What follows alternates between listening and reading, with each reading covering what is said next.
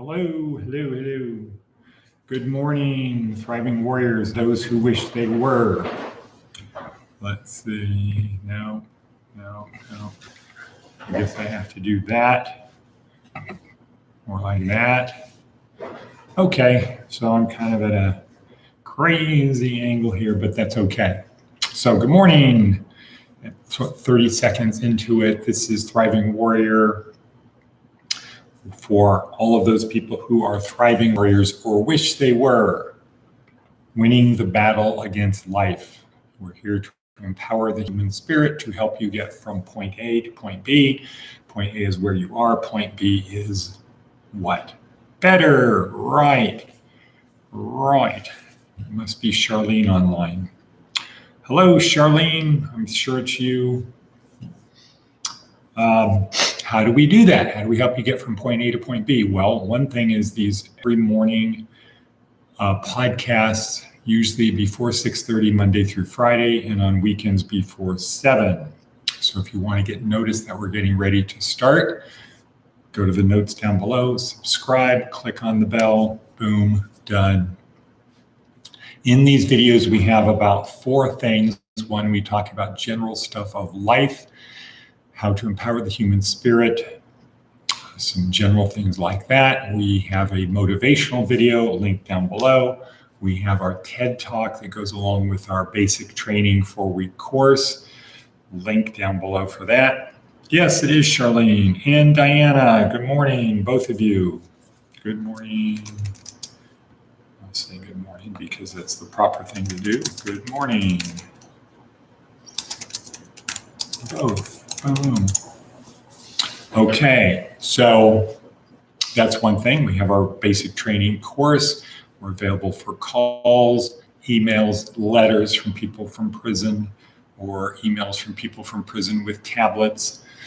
Also, we have housing, clothing, food, hygiene, transportation, medical, mental health services, skills training, foundational employment, and career planning, all for $25 a day.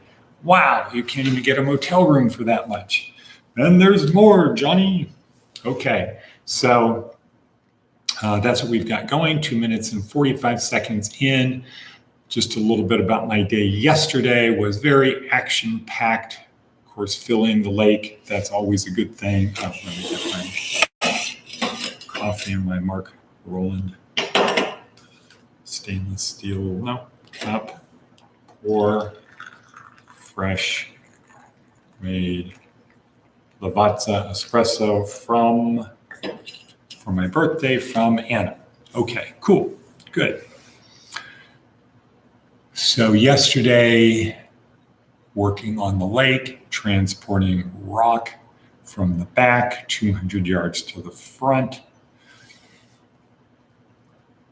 Clay arrived. No, the first shipment of clay arrived.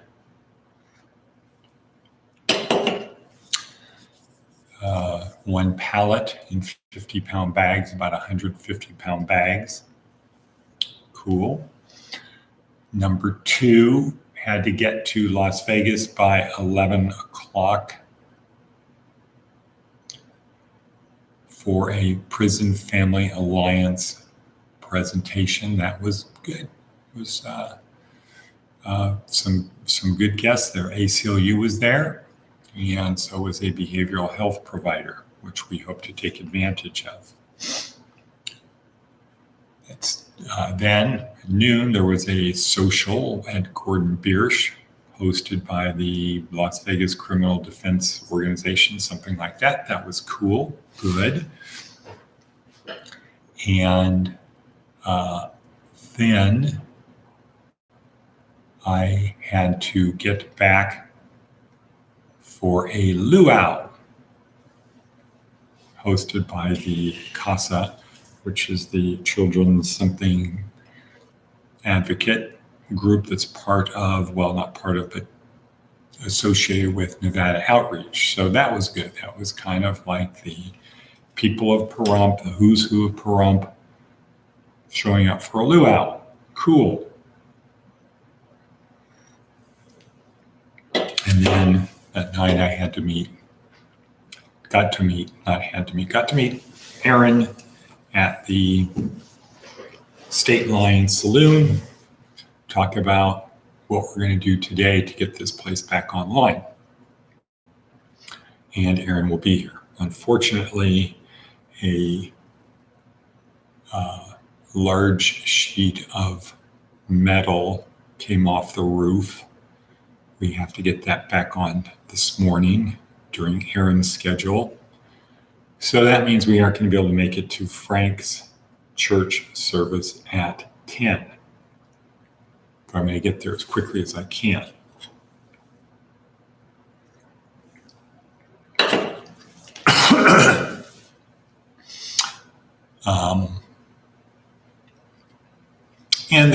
And this chat. So we're 6 minutes into it now. The motivational video, cool, but today we're just going to focus on one thing, not that. That's there for your enjoyment. What we're going to focus on is Tony Robbins' TED Talk. And it's a typical Tony Robbins thing that it covers a lot of ground in a short period of time. It is extremely hard to make notes to follow it because it's tidbits, breadcrumbs from here, from there, from everywhere.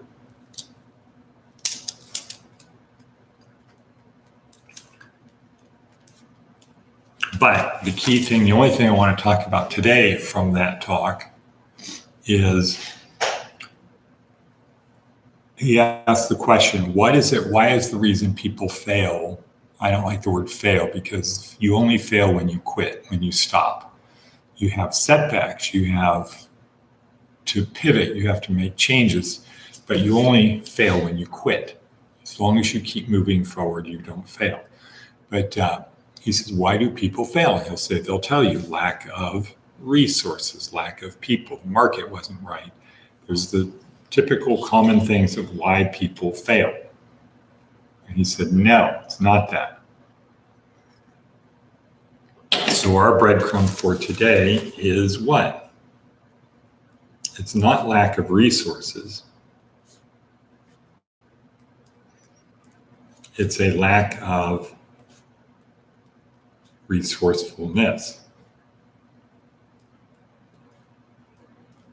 The lack of resourcefulness. That's why people fail. Is lack of resourcefulness. Not lack of resources, lack of resourcefulness. So you need to be resourceful. How do you do that? Well, one way is to become outcome-oriented, not process-oriented. If you're process-oriented, you put the clothes in the washing machine, you push the button, and you expect it to work. Well, so if you're resourceful, you also expect it to work. If you're not resourceful, you push the button, you expect it to work, and it doesn't work, now it's somebody else's problem. Because my job wasn't to actually wash the clothes, my job was to put the clothes in the washing machine and push the start button. I'm doing the process. The process is put clothes in the washing machine, add detergent, push start. I did that. It's not working. I wasn't told, I didn't really get that my objective was to wash the clothes, not put the clothes in the washing machine. So people who are not resourceful don't try to do any troubleshooting at all. They don't try to do any troubleshooting at all. They don't look to see, oh, is it plugged in? Is the water on? Is the circuit breaker flipped? They don't do anything other than the process. And if you're process oriented, you don't need to be resourceful because the process was supposed to figure that out. So Tony Robbins says it's not lack of resources, it's lack of resourcefulness. Thus, be more resourceful. Things are always going to come up that you did not anticipate. And that's a good segue into Seth Godin, Seth's blog, the last 1%. If you apply for something with a 99% rejection rate, which is more common than it sounds, job openings, for example, sales pitches, fellowships, journals, etc. That's pretty close to 100%. So 99% is close to 100%. Something with a 99% certainty is generally considered a sure thing. True, right? It's 99% certain. Okay, well, I think it's going to happen. Hence, this journal, which promises to reject every single person who submits an article. So I'm going to click on the journal, and it is called the Journal of Universal Rejection. And it seems like it's a real thing. So it's going to tell you it's going to absolutely be rejected. And there are how to do it. Wow. Okay. So hence this journal, Journal of Universal Rejection, promises to reject every single person who submits an article. The absurdity of it is the point. Okay, that's absurd. Why have a journal that you reject every point? You're not going to publish anything. Submitting to them feels effortless and without a lot of drama because you know you're going to get rejected. So instead of becoming attached to the outcome, i.e., will I get rejected? Will I get published? You can simply focus on the work. The work meaning that which you submitted. That's a useful approach to the rest of the things we apply to. What is? What's the useful approach?